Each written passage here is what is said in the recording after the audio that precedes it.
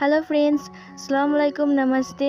Don't forget me का next part explain करने वाली हूँ। तो चलिए स्टार्ट करते हैं वीडियो को। वांग जी केसी के साथ बात करने के लिए, उससे मिलने के लिए वो केसी के भेजी हुई लोकेशन पर, मतलब कि जो लोकेशन केसी ने भेजा था कि मैं यहाँ पर हूँ, वहाँ पर वांग जी पहुँच जाता है। और वांग जी जहाँ पर गया था वो एक पार्क था, और वो जब जाता है अंदर तब देखता है कि केसी एक बेंच में बैठा हुआ है। वो केसी के पास जाता है और फिर केसी उसे देखता है। केसी उसे देखने के बाद वह उठ जाता है बेंच से और उसे बोलता है कि अरे वाह, अभी से इतना लेट, तुम तो कभी इतना लेट नहीं करते थे। और तभी वांग जी उसे बोलता है कि समझने की कोशिश करो, मैं एयरपोर्ट से वापस आ रहा था तो रास्ता थोड़ा। और तभी केसी उसे बोलते हैं कि एयरपोर्ट से वापस आ रहे थे या फिर तुम्हारी उस ओमेगा के साथ तुम रोमांस कर रहे थे। और तभी वांग जी उसके पास जाते हुए बोलता है कि ये तुम कैसी बात कर रही हो, मेरी बात सुनो केसी। और तभी केसी वांग जी को एक कस के थप्पड़ मारता है और फिर उसे बोलता है कि धोखेबाज इंसान कहीं के, तुमने मुझे धोखा दिया है। मैं 2 दिन के लिए बाहर क्या गई, तुमने शादी कर लिया। और तभी वांग जी बोलता है कि ये शादी मैं जानबूझ के नहीं किया, वो दरअसल। और तभी वांग जी को केसी फिर से एक और थप्पड़ मारते हुए बोलता है कि दूर रहो मुझसे, मैं तुमसे कभी भी बात नहीं करना चाहती हूँ। और तुमने उसके साथ सुहाग रात तक मना लिया। तभी वांग जी बोलता है कि फर्स्ट नाइट मैंने उसके साथ स्पेंड नहीं किया, मैं उससे बात भी नहीं किया। और तभी केसी उसे बोलता है कि झूठ, तो क्या तुम उससे बस इसलिए शादी किया हो कि बस उसे अपने घर पे रख सको, क्या तुमने उसके साथ तो कुछ भी नहीं किया। और तभी वांग जी उसे बोलता है कि केसी मैंने कुछ नहीं किया है, विश्वास करो। और तभी केसी उसे बोलता है कि मुझे तुम पर विश्वास बिल्कुल नहीं है। और फिर केसी वहाँ से चली जाती है। इसे देखकर वांग जी केसी को बार बार पीछे से बुलाने लगी, केसी मेरी बात सुनो, मैं सच कह रहा हूँ, मैंने उसे टच भी नहीं किया। इधर केसी गुस्से से वहाँ से चला जाता है और इधर वांग जी को बहुत ज़्यादा गुस्सा आता है विंग पर। फिर हमें घर का सीन दिखाया जाता है। घर में ना विंग किचन में काम कर रहा था और तभी वांग जी अंदर आता है घर के, और वह घर के अंदर आके ही ना तोड़ फोड़ करने, मतलब कि करना स्टार्ट कर देता है। घर का जो सारा जितने सारा चीज़ है ना वो उठा के पटक रहा था ज़मीन पे और तोड़ रहा था। फ्लोर वास से लेकर बहुत सारा टेबल चेयर सब कुछ वो तोड़ रहा था, ऐसे ज़मीन में पटक पटक कर। और तभी विंग उसके पास जाके बोलता है कि ये तुम क्या कर रहे हो, ये सब तोड़ क्यों नहीं हो, तुम पागल हो गए हो क्या, क्या हुआ है तुम्हें। और तभी विंग को देखते हुए वो विंग की नेक को पकड़ लेता है और उसे दीवार की तरफ ले जाके पुश करके चिपका दिया। विंग की गला, मतलब कि विंग की गर्दन को वांग जी पकड़ के, गले को पकड़ के पूरा टाइटली पकड़ के एक हाथों से उसे, मतलब कि दांत पीसते हुए बोलता है कि ये सब कुछ तुम्हारी वजह से हो रहा है। विंग को सांस लेने में बहुत ज़्यादा प्रॉब्लम हो रहा था क्योंकि वांग जी ने उसका गला दबा दिया है। विंग बहुत ही मुश्किल से बोलता है कि लंचा छोड़ो, मेरी गला दब रही है, मेरा मेरा सांस बंद हो रही है। और तभी लान वांग जी बोलता है कि तुम्हारी वजह से ये सब कुछ हो रहा है, ये सब कुछ तुम्हारी वजह से हो रहा है और मैं तुम्हें छोड़ दूँ वो भी ऐसे। और फिर तभी विंग बहुत ही मुश्किल से वांग जी को धक्का देता है और फिर विंग खांसने लगा। विंग खांसते हुए बोलता है कि क्या तुम मुझे मार डालोगे। और तभी लान वांग जी उसके बालों को जाकर पकड़ लेता है।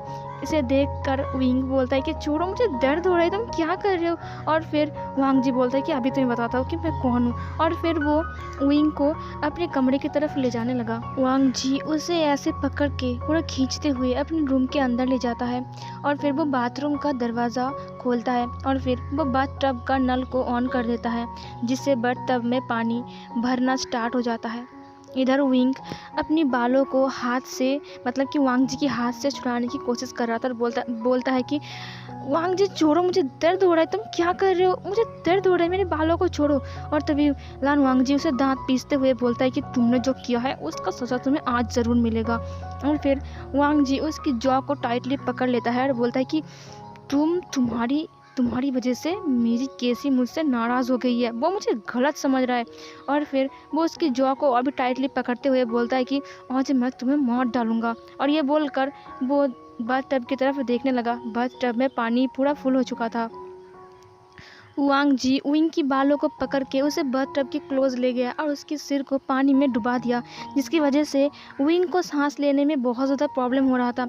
विंग बार बार वांग जी के हाथों को चुराने की कोशिश कर रहा था और पानी उथल-पुथल हो रही थी बाथटब में।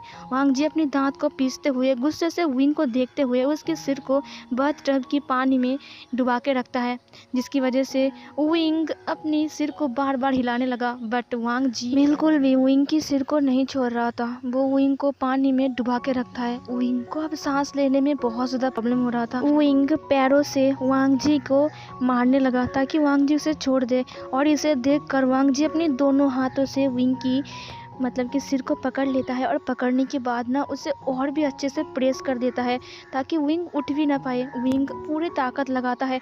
वो अपने दोनों हाथों को बाथटब के ऊपर रखता है और प्रेस करता है ऊपर की तरफ ताकि वो उठ पाए। बट वांग जी उसे और भी ताकत लगाकर उसे बाथटब के अंदर डुबा रहा था।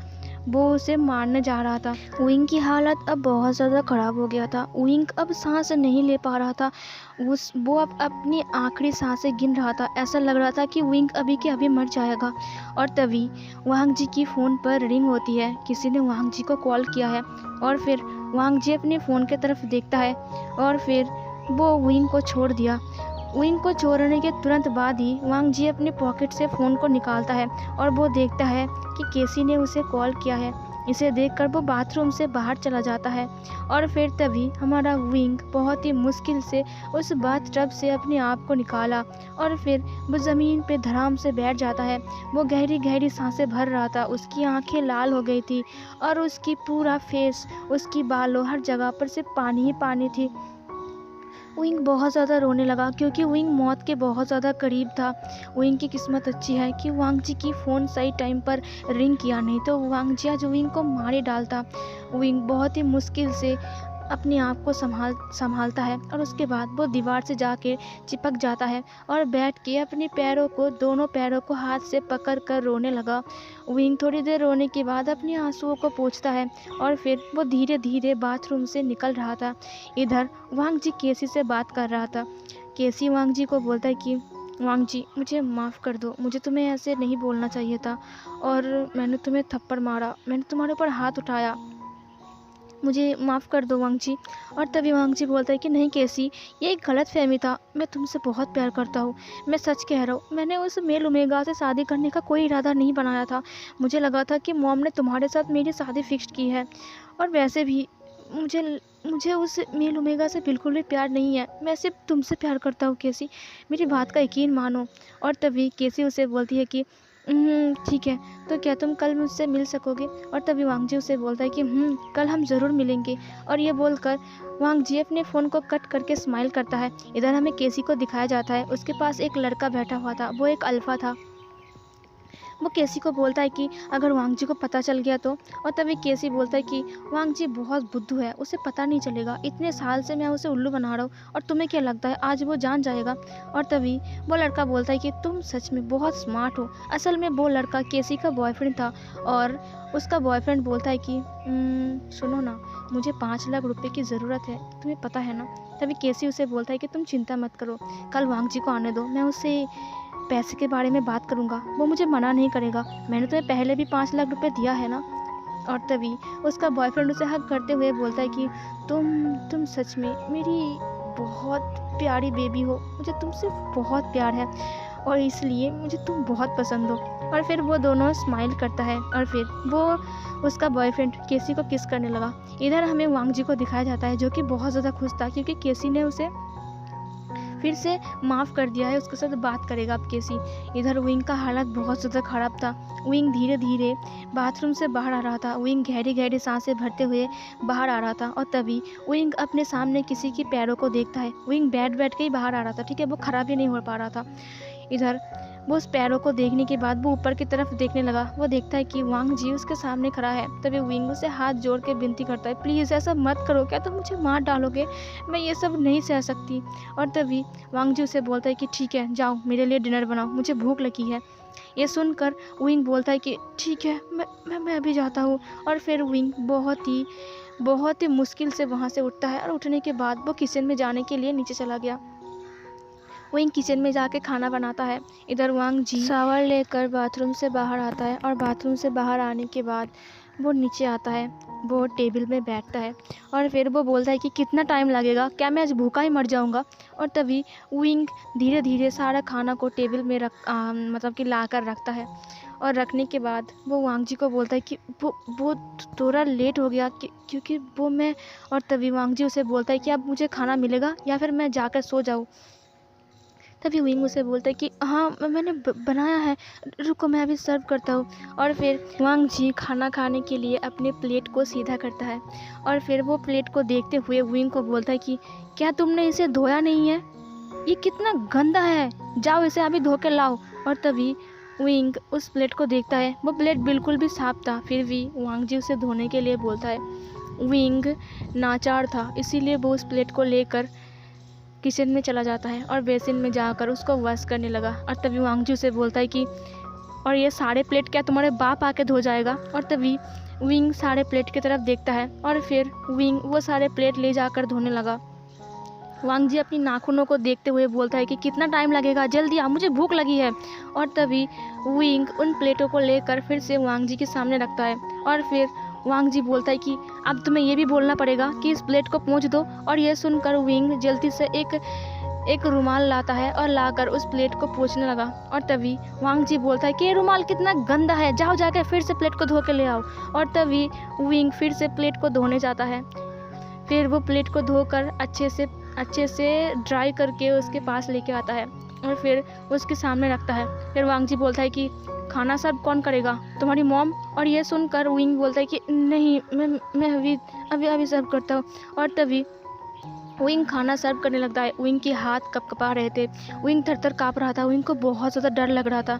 वांग जी बहुत ज़्यादा गुस्से में विंग को देख रहा था और विंग बार बार अपने कपकपाते हाथों से वांग जी को सर्व कर रहा था, जिसकी वजह से थोड़े बहुत खाना इधर उधर गिर जाता है। और ये देख कर वांग जी विंग की फेस को अपने एक हाथों से पकड़ लेता है, बोलता है कि ये सब क्या कर रहे हो तुम, इतना गंदा, तुम इस टेबल को इतना गंदा क्यों कर रहे हो। और तभी विंग बोलता है कि वो गिर गया, मैं अभी साफ कर देता हूँ। और तभी वांग जी विंग की बालों को पकड़ लेता है और बोलता है कि तुम मिडिल क्लास फैमिली के इंसान, तुम लोग ऐसे ही होते हो, गंदे इंसान कहीं के। और फिर वो विंग को धक्का दे दिया, विंग नीचे गिर जाता है। विंग बोलता है कि मैं साफ कर देता हूँ। और फिर वांग जी बोलता है कि जल्दी से साफ करो इसे। और तभी विंग अपने एक रुमाल से उस टेबल को साफ करने लगा।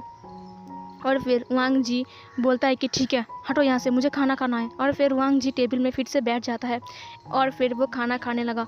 वो खाना खा रहा था और फिर वो दाल को अपने मुंह में लेता है और फिर दाल को मुंह में लेकर ही वो बोलता है कि ये तुमने क्या बनाया है। और तभी विंग बोलता है कि ये तो दाल है, क्या तुम्हें दाल पसंद नहीं है। और तभी वांग जी बोलता है कि ये दाल है, इसमें नमक कहाँ है। और तभी विंग बोलता है कि इसमें नमक मैंने डाला था, क्या नमक नहीं हुआ है।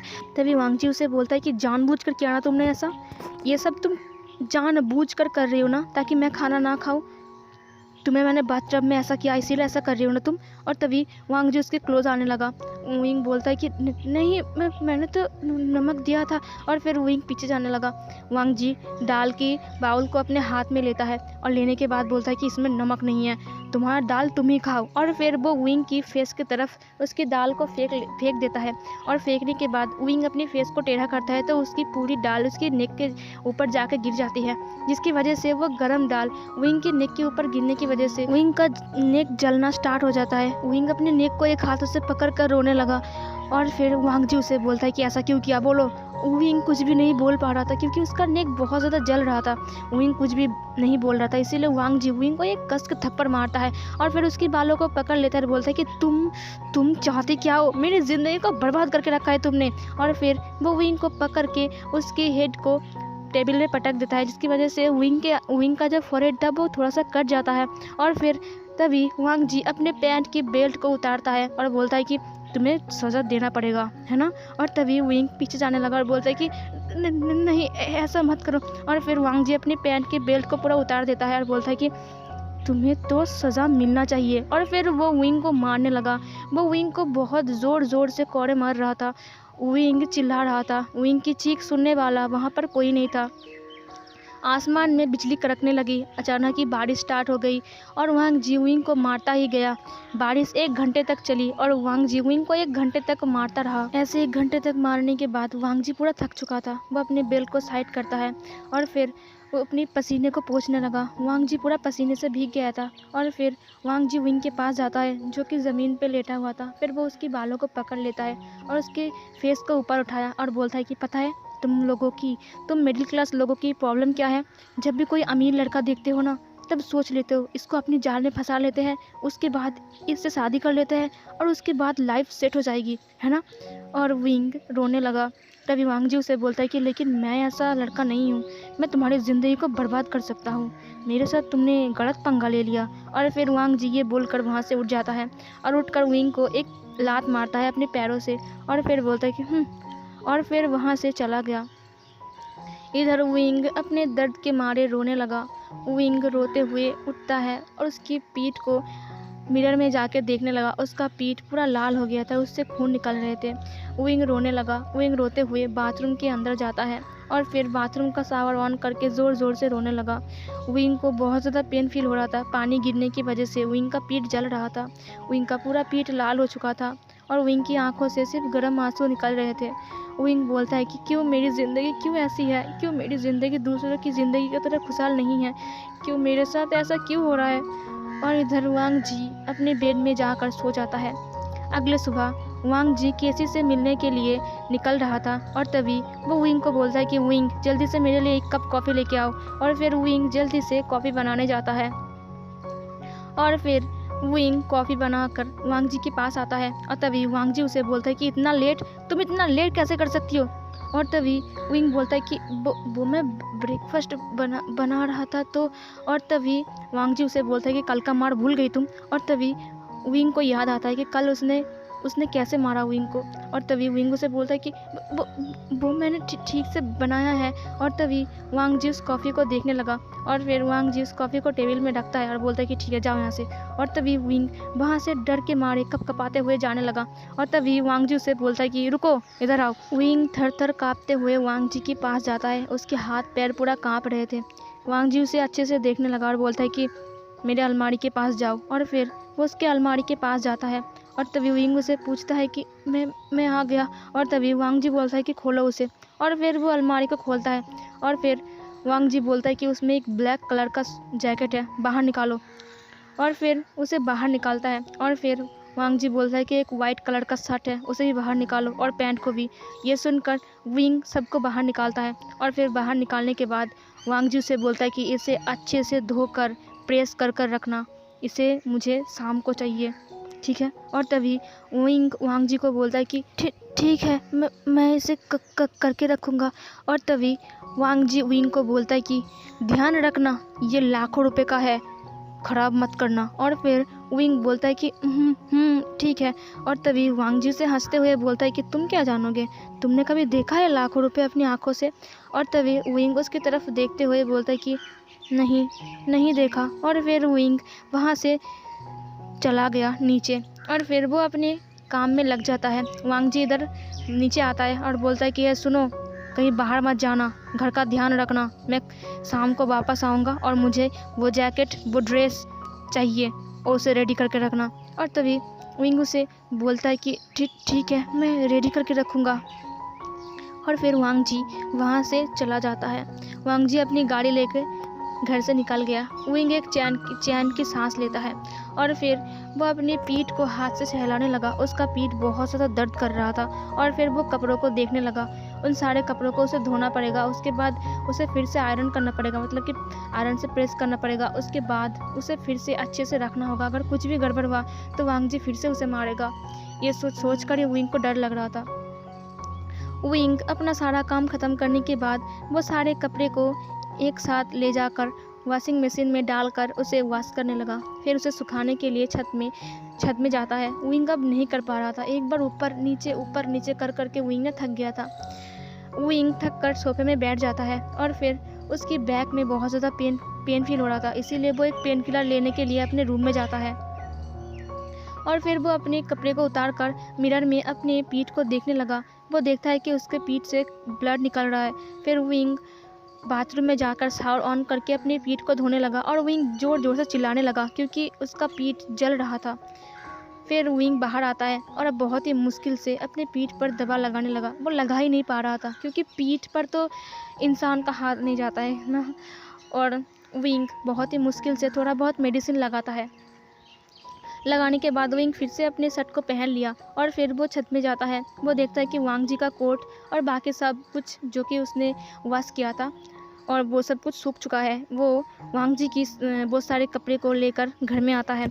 इधर हमें वांग जी को दिखाया जाता है जो कि केसी से मिलने उसके पास गया था, केसी से मिलने। और फिर केसी उसे बहुत ही रोते हुए उसके हाथों को पकड़ लेता है और बोलता है कि तुम्हें पता है वांग जी, मेरे घर में बहुत ज़्यादा प्रॉब्लम चल रहा है और तुम्हें पता है मुझे मेरे पापा ने बहुत डांटा। और तभी वांग जी उसे बोलता है कि क्या बात है, क्या हुआ है, और वैसे भी तुम्हारे पापा इतने बड़े बिजनेसमैन हैं, तुम्हारे घर में कौन सा प्रॉब्लम चलेगा।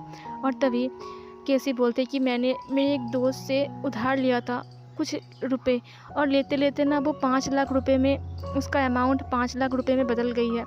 अब वो मुझसे पैसे मांग रहे हैं। मैंने पापा से जब मांगा तो पापा ने बहुत डांटा। मुझे मेरे घर में नहीं जाना है वांग जी, अब मैं क्या करूँ बोलो। तभी लन वांग जी उसे बोलता है कि 5 लाख रुपए तुमने उधार लिया था, किससे। और तभी केसी तो मैं करते हुए बोलता है कि वो मेरे एक दोस्त से लिया था मैंने। और तभी वांग जी उसे बोलता है कि तो तुम क्या करने वाली हो।